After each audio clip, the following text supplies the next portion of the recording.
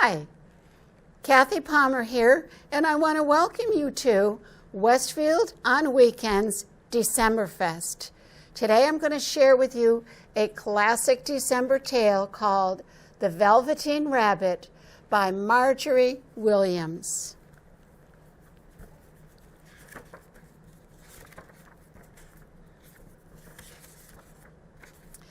There was once a Velveteen Rabbit, and in the beginning, he was really splendid.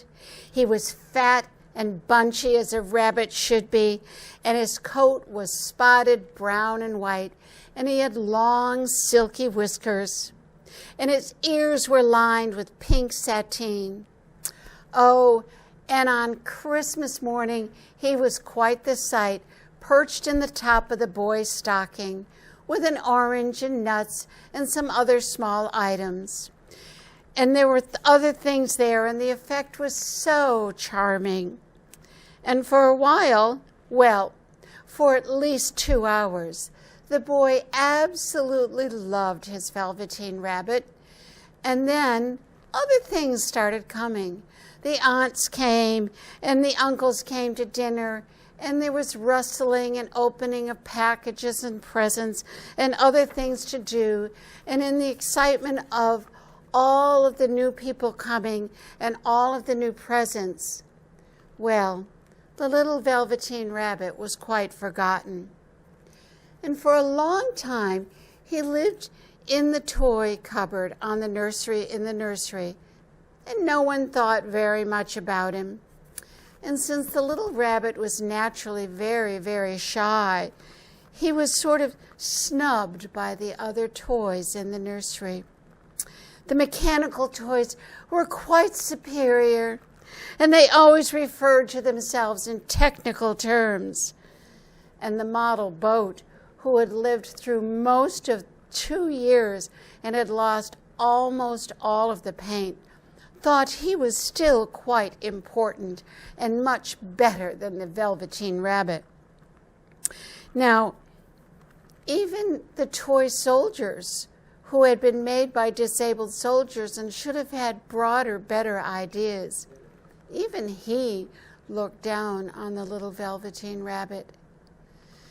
And so all in all, the little Velveteen Rabbit was left pretty much by himself, and he felt very inferior to all of the other toys in the nursery. The only one who really paid him any attention was the Skin Horse. Now, the Skin Horse had belonged to the boy's uncle, and he had lived for many, many years in the nursery. He was so old that his brown coat was bald in patches, and the hair in his mane had all fallen out, and most of his tail had been pulled out to make beaded necklaces for other children. But the Skin Horse was very wise, for he had seen a very long succession of toys come and go, only to break in the nursery and be tossed out. He knew that they were only toys and that nothing else would ever happen to them. He knew that nursery magic was very special, and that only the toys that are very old and wise, like the Skin Horse, truly understood the magic. "What is real?" asked the Velveteen Rabbit one morning when they were sitting in the nursery all by themselves. Does it mean that you have something sticking out of you and you can wind up and move? Is that what it means? "No," said the Skin Horse. "Real is not how you are made. Becoming real happens to you when a child has loved you for a very, very long time. Then you become real." "Does it hurt?" asked the little rabbit. "Well, sometimes," said the Skin Horse thoughtfully. "Being real does hurt. But it doesn't matter, because when you are real, it means that someone loves you, really loves you. Oh, said the rabbit. Well, does it happen all at once, or does it take a long time? Oh, it doesn't happen all at once, said the skin horse. Being real takes a very, very long time. And that's why it doesn't happen to a toy that breaks easily or has to be handled carefully because it has sharp edges. Generally, by the time you are real, well, most of your hair has been loved off, and your joints get loose and shabby, and sometimes your eyes lose that shine. But it doesn't matter, because once you are real, you can't become unreal again. And to the people that love you, they don't care what you look like. You can't ever be ugly to them. Well, except for people that don't understand. I suppose you are real, asked the little rabbit. And then he felt somewhat uncomfortable because he didn't want to hurt the skin horse's feelings. But the skin horse only smiled, and he said, "Oh, yes, the boy's made me real. The boy's uncle, made me real. But that was a great many years ago, and it lasts forever. I can never become unreal again." And the little rabbit sighed, for he thought that it would be very long before anyone could make him real. And the idea of losing all his fur and becoming shabby and bunchy didn't really appeal to him at all. He wished he could become those things without being uncomfortable. Now, there was a person in the nursery called Nana, and most of the time she paid no notion to the toys laying around on the floor and just moved among them. But other times she would come swooping in and pick up all the toys and toss them into the cupboard. And some of the toys really did not like this, for if they were sharp or hard, they landed hard with a bump. But the little Velveteen rabbit, he didn't mind. He was just soft, and he landed softly and bounced around and didn't care at all. Nana was always in a hurry, and one night she was looking for the stuffed dog that the boy always slept with. And not finding him, she spied the little rabbit on the floor, and she picked him up, and she said to the little boy, "Here, take this bunny. He'll do to sleep with you." And she dragged the rabbit up by one ear and put him in the boy's arms. And that night, for many nights afterwards, the boy slept in the bed with his Velveteen rabbit. And at first, the rabbit found it very uncomfortable, for the boy hugged him very, very tightly, and sometimes he rolled over on him, or he pushed him so far under the covers that the poor little rabbit could scarcely breathe and couldn't see anything. And he missed, too, the long nights in the nursery and his talks with the skin horse. But after a while, he began to enjoy his time with the boy, for the boy would talk to him and tell him stories and build him tunnels and huts that he said were very much like the real rabbit burrows outside. And they had splendid games together in whispers after Nana had gone away for her supper and left the night light on, burning on the mantelpiece.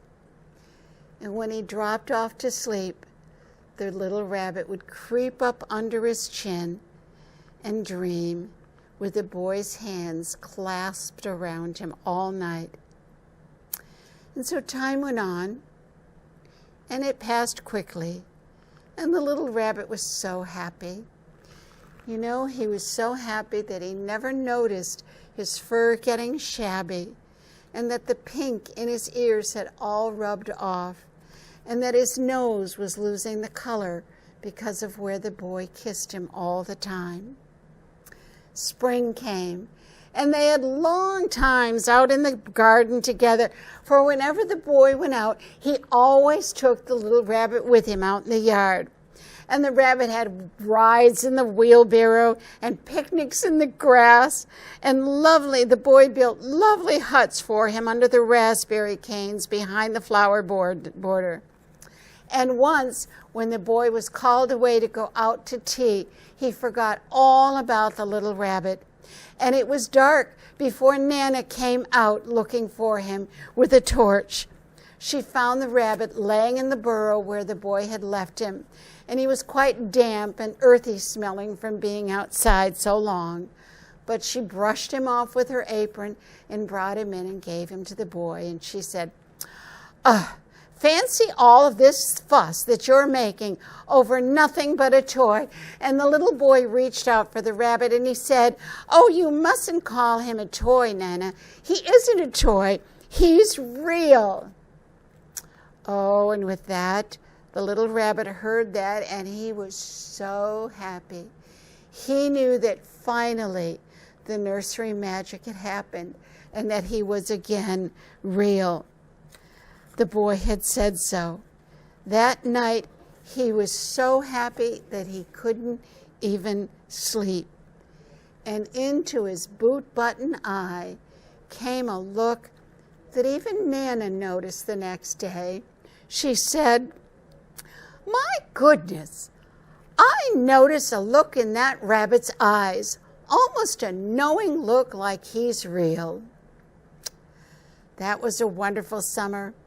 Near the house where they lived in the woods, they would play outside, and in long June evenings, the boy liked to go out and play after tea, and he took the rabbit with him. While he went off to play in the flowers and in the yard, he always made a comfortable place for the rabbit to stay.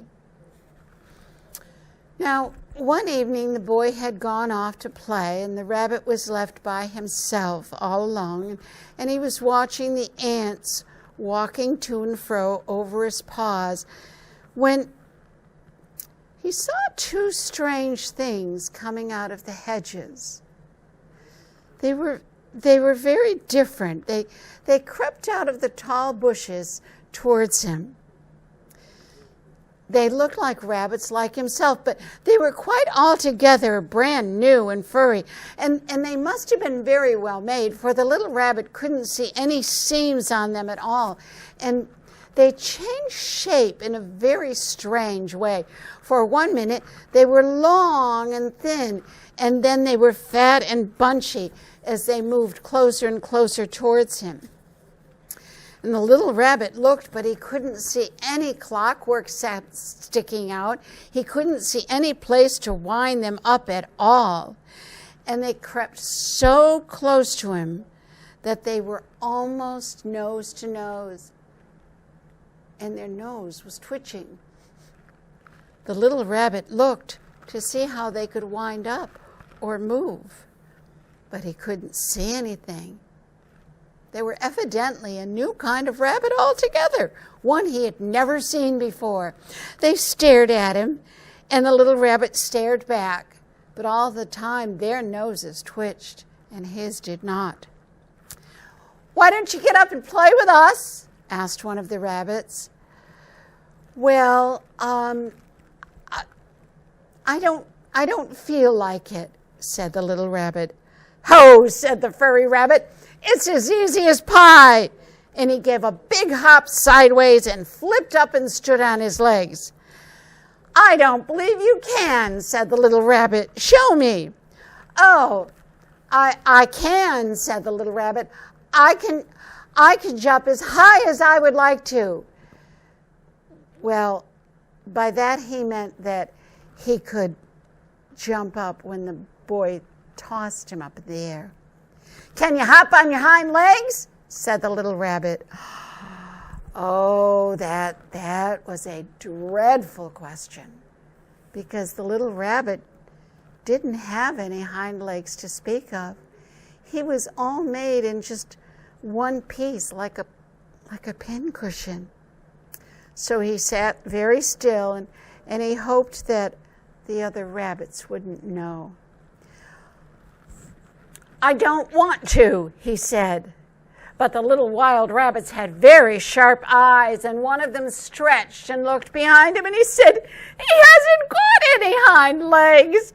Fancy a rabbit without any hind legs." And he began to laugh at the little rabbit. I have, said the little Velveteen rabbit. I do have hind legs. I'm sitting on them. "Then stretch them out and show me," said the wild rabbit. And he began to whirl around and dance. And all the time the little rabbit was longing so hard to dance and move. I don't like dancing. I'd rather sit still."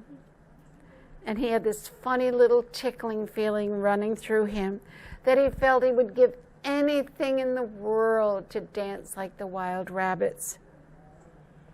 The strange wild rabbit stopped dancing, and he came quite close. He came so close that his nose was touching the little rabbit. And he wrinkled his nose, and he jumped back, and he flattened his ears, and he said, "He doesn't smell right. He isn't a rabbit at all. He isn't real." "I am real," said the little rabbit. "I am real. The boy said so." And he nearly began to cry. And just then there was a sound of footsteps as the boy ran past. And with that, the wild rabbits ran off into the bushes again and disappeared in a flash of white tails and thumping feet. "Oh, come back," said the little rabbit. "Do come back. I know I'm real." And he waited for the longest time for the wild rabbits to come back. But they didn't. "Oh dear," he thought. "Why did they run away? Why didn't they stay and play?" They never returned, but the sun sank, and the little white moths came out and danced in the air, and the boy came and carried him home. Weeks passed, and the little rabbit grew old and shabby, but the boy loved him just as much. He grew so old and so shabby that all of his whiskers were loved off, and the brown spots he had had on his fur faded away. And he began to lose his shape. In fact, he hardly looked like the little Velveteen rabbit any longer. But the boy didn't mind. He loved him just the same. And the little rabbit knew that once you are loved, you are real, and you can never become unreal. But then one day the boy was ill.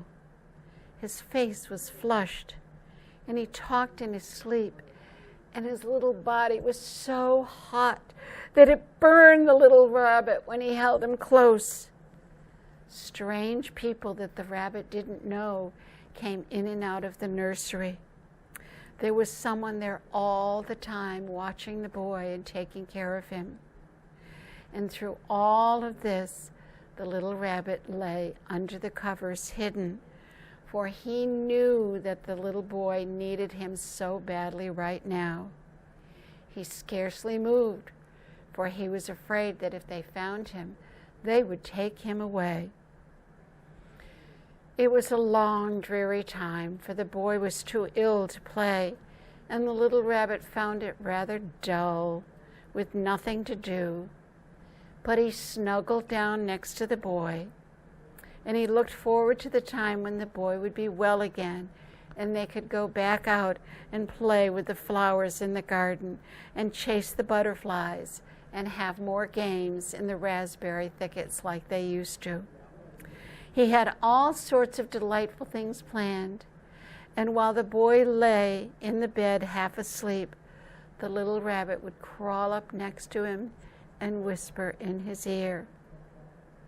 And presently, the fever turned, and the boy got better. He was able to even sit up in bed and read picture books, and the little rabbit cuddled close against his side.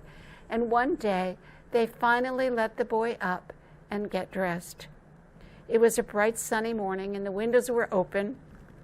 They carried the boy outside onto the balcony and wrapped him in some new blankets, and the little rabbit laid in the bed, all snuggled up in the clothing. The boy was going to go to the seaside tomorrow, and everything was arranged. Now they only had to carry out some of the last-minute orders from the doctor. The Velveteen Rabbit was so excited because he had often heard the boy talk about the seaside, and he couldn't wait to go there. But he heard people talking in the room, and they said that all of the boy's room had to be disinfected, and everything that was there was going to have to be removed and burned.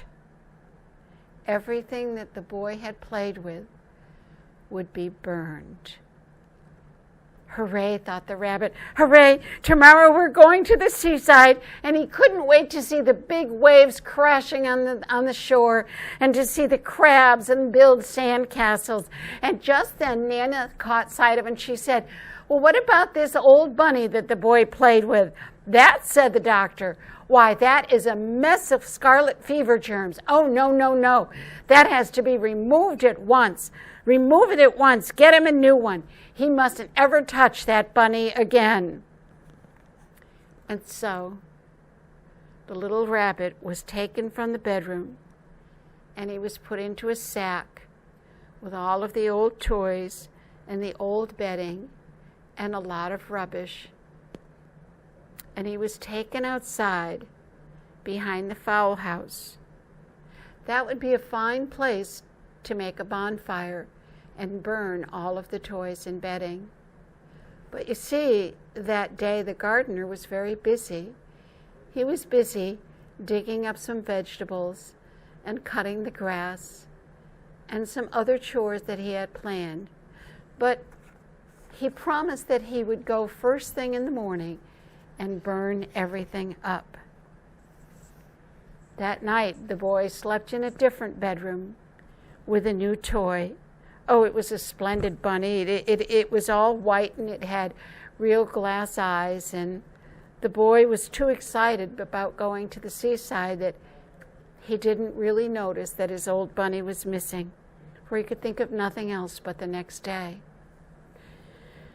And while the boy was sleeping and dreaming of the sea, the little rabbit lay among all the old toys and the picture books in a sack in the corner behind the fowl house.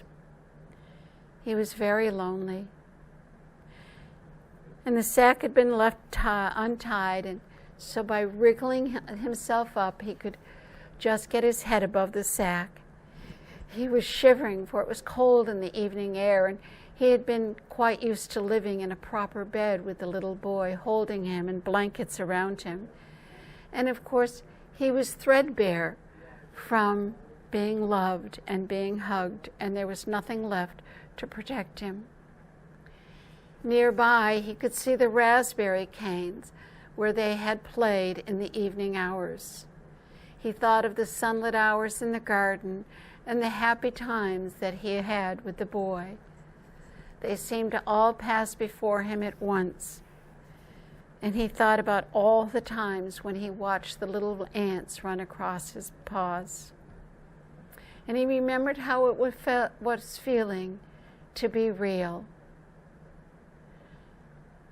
But then the little rabbit thought, what was the use of being real? What was the use of becoming shabby and old if it was all going to end like this? And a tear, a real tear, fell down from his eye and across his nose and landed on the ground. And then a very strange thing happened, for from that tear grew a flower, a mysterious flower, not like any flower he had ever seen growing in the garden. It had slender green leaves, as green as an emerald, and in the center was a blossom of gold. And presently the blossom opened, and out stepped a beautiful, the loveliest fairy he had ever seen in his entire life. Her dress was of pearl and dewdrops, and there were flowers around her neck and in her hair. She came close to the little rabbit, and she picked him up, and she kissed him on the nose, and she said, "Little rabbit, "Do you know who I am?" And the little rabbit looked at her, and he seemed as if he had seen her before, but he didn't know. "I am the nursery magic fairy," she said to him, "for I take all of the toys that have been loved and are ready, and I take them away and make them real." "But wasn't I real?" said the little rabbit. "Oh, yes, you were real to the boy, but now I am going to make you real to everyone." She kissed him on his nose, and she put him down in the grass. "Run and play, little rabbit," she said. "Run and play." The little rabbit sat very still for a few moments, for he didn't dare move. He saw all the wild rabbits dancing around him, and he didn't want them to know that he was made in all one piece and couldn't dance. He didn't know that when the fairy kissed him that last time, she had changed him altogether. And he might have sat there for a very long time if at that very moment something didn't tickle his nose and he lifted his hind leg to scratch it.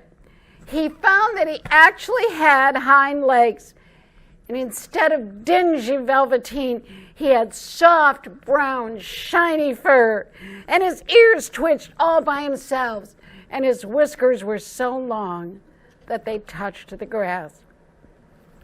He gave a leap of joy and jumped and danced and ran as fast as he could. He was so excited that when he remembered to thank the fairy, she was gone. But at last, he was a real rabbit at home with all of the other rabbits.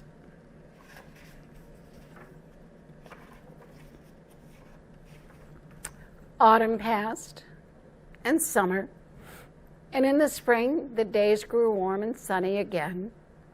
The boy went out to play in the woods, and while he was playing, 2 rabbits crept out of the bracken, and they peeped at him, and they stayed there for the longest time.